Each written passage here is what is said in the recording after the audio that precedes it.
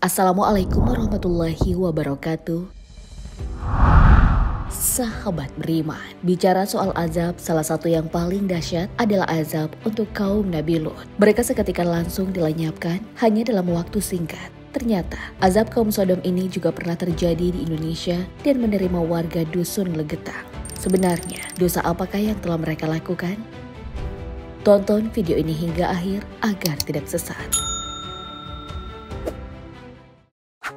Bicara soal dusun Legetang, tentu kita tidak akan bisa lepas dari pegunungan Dieng yang berada di Jawa Tengah. Dieng selalu lekat dengan pesona objek wisata alamnya. Sebut saja Telaga Warna, Gunung Prau, dan Bukit Sikunir.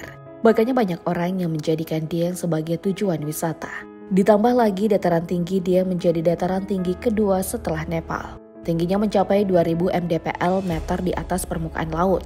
Tapi ternyata, dia tak hanya menyimpan keindahan, tapi juga punya bom waktu yang suatu saat bisa meledak.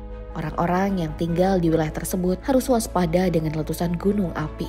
Kalau musim hujan tiba, mereka juga harus waspada soal tanah longsor. Bahkan bencana longsor dahsyat pernah menimpa salah satu dusun di sekitar Dieng. Dari peristiwa itulah, asal-usul dusun Legetang lenyap dalam semalam. Pada malam 16 April 1955, hujan deras turun tanpa henti mengguyur dusun Legetang dan dusun-dusun lain yang ada di desa Bekasiran. Tiba-tiba saja terdengar suara dentuman keras. Warga yang sudah tertidur pun kaget mendengarnya dan langsung bangun. Tapi tak ada yang berani keluar malam untuk mengecek karena kondisi yang tidak memungkinkan. Mulai dari jalanan licin hingga suasana gelap yang mencekam. Besok paginya, para warga yang tinggal di sekitar dusun Legetang barulah berani keluar rumah. Alangkah kagetnya mereka melihat gunung pengamun-amun yang sudah terbelah. Tambah heran lagi ketika melihat dusun Legetang sudah tertimbun tanah. Ratusan manusia terkubur di sana. Namun para warga merasa aneh. Dusun Legetang dan gunung pengamun-amun terpisah jarak ratusan meter. Keduanya juga dipisahkan oleh parit. Parit yang ada di dekat gunung tersebut sama sekali tidak terkena longsor. Ada juga yang mengatakan kalau sungai dan jurang tersebut sama sekali tidak terkena tanah longsor. Para warga pun menyebut kejadian longsor itu dengan sebutan tanah terbang. Peristiwa tersebut menelan korban sebanyak 351 orang yang terdiri atas 332 warga dusun Legetang dan 19 orang lainnya tamu dari desa lain. Ditambah lagi puluhan rumah warga tertimbun. Dusun Legetang tak hanya rata dengan tanah tapi juga membentuk sebuah gundukan yang menyerupai bukit. Pasca kejadian, warga dan pemerintah pun ternyata tak melakukan evakuasi. Maklum saja, di tahun tersebut alat berat masih belum seperti sekarang. Akhirnya para korban dibiarkan dalam timbunan tanah. Di atas bekas dusun Legetang dibangunlah sebuah tugu sebagai sebuah bangunan peringatan sebagai bentuk penghormatan bagi mereka yang menjadi korban. Tugu tersebut juga sebagai penanda bahwa hilangnya sebuah dusun memang pernah benar-benar terjadi. Bukan rumor semata ataupun dongeng pengantar tidur. Tugu tersebut dikenal dengan sebutan Tugu 55 sesuai dengan tahun terjadinya tragedi tersebut. Tugu itu pun masih ada sampai sekarang dan bisa kita jumpai saat berkunjung ke sana. Di tugu tersebut terdapat sebuah prasasti dengan huruf kapital yang menggunakan ejaan lama. Tugu peringatan atas tewasnya 332 orang penduduk Duku Legetang serta 19 orang tamu dari lain-lain desa sebagai akibat longsornya Gunung Pengamun-Ngamun pada Tugu 16-17-4-1955.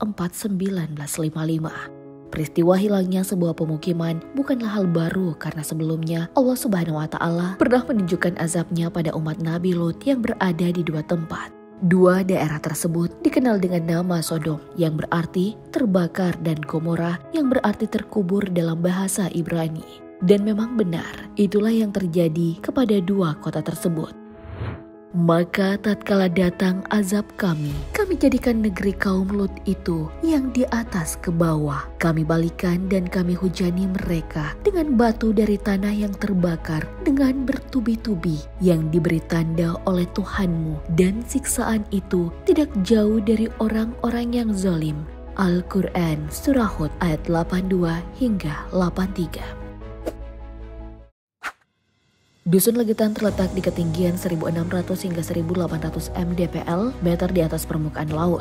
Tanah di Dusun Legetan lebih subur dibandingkan dengan dusun-dusun yang ada di sekitarnya. Makanya, penduduknya banyak berprofesi sebagai petani. Mereka menanam tembakau, wortel, ataupun kubis dengan kualitas terbaik di atas petani di dusun-dusun lainnya. Saking suburnya tanah di sana, saat dusun lain harus mengalami gagal panen, Dusun Legetan justru sebaliknya, mereka malah panen raya. Makanya tanahnya dijuluki sebagai tanah surga. Apa saja yang ditanam bisa tumbuh di sana. Mereka pun merayakannya dengan pesta panen yang syarat akan hiburan, yang tentunya tak jauh dari mabuk-mabukan, judi ataupun seks bebas. Hal itu berlangsung dalam kurun tahun 1930 hingga 1955, kurang lebih 20 tahun. Makanya Dusun Legetan disebut-sebut sebagai sarang maksiat. Parahnya lagi, langgar dan musolanya juga digunakan sebagai tempat perjudian. Mereka juga setiap malam melakukan pentas lengger. Lengger sendiri adalah kesenian asli Banyumas berupa tari tradisional yang dibawakan oleh 2-4 orang pria yang didandani serupa wanita dengan pakaian khas. Lengger diyakini penduduk sebagai bentuk rasa syukur terhadap hasil panen sekaligus penghormatan kepada Dewi Sri atau hasil panen yang melimpah. Mereka percaya bahwa manusia dari alam punya hubungan yang harus terus dibangun. Hubungan tersebut pun diwujudkan dalam bentuk tarian. Gerakan tarian lengger yang dilakukan warga Dusun Legetan dinilai erotis. Pentas ini pun sering berujung pada perzinahan, bahkan dengan sesama jenis. Sebuah jurnal dari Taufik Rohim berjudul Islamic Youth Participation in the Emergency of Local Ritual, Encountering the Spirit of Islam in the Local Tradition, memvalidasi bahwa setiap malam warga Dusun Legetan melakukan tarian yang erotis dan pada malam terjadinya bencana mereka juga melakukannya. Apa yang dilakukan oleh warga Dusun Legetan mirip dengan apa yang pernah dilakukan kaum Nabi Lut. Mereka sering melakukan hal-hal yang dilarang oleh Allah Subhanahu wa Ta'ala, seperti berzina, merampok, dan paling parah berhubungan seksual dengan sesama jenis. Tamu yang datang ke tempat mereka tidak akan bisa lepas dari kejahatan. Lebih parah kalau yang berkunjung adalah laki-laki tampan dan menarik. Sudah pasti akan menjadi mangsa kaum Nabi Lut. Padahal Nabi Lut sudah memperingatkan berkali-kali, cuma mereka tetap saja ngeyel. Kelakuan mereka telah diabadikan dalam Al-Quran.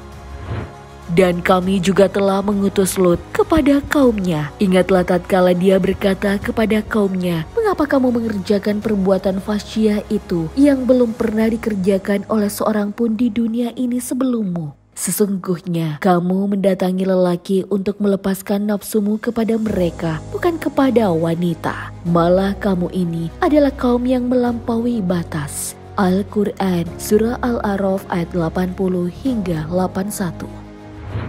Nabi Lut bahkan menggolongkan perbuatan kaumnya sebagai perbuatan keji karena melakukan hubungan homoseksual. Dosa seperti itu tak pernah dilakukan kaum-kaum sebelumnya.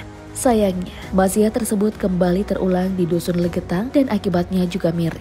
Kini Dusun Legetan tinggal nama dan cerita. Kejadian hilangnya Dusun Legetan itu meninggalkan trauma mendalam bagi masyarakat desa Pekasiran dan menjadi kisah nyata yang diceritakan secara turun-temurun ke anak cucu mereka. Sahabat beriman, dari hilangnya Dusun Legetan dapat dilihat bahwa orang-orang yang bermaksiat akan mendapatkan hukuman langsung di dunia. Mereka sudah diberikan lahan yang subur sehingga para warganya bisa hidup makmur. Tapi mereka tak bersyukur dan malah bermaksiat. Semoga kita dijauhkan dari azab seperti yang terjadi di Dusun Legetan. Allahu a'lam bishawab. Assalamualaikum warahmatullahi wabarakatuh.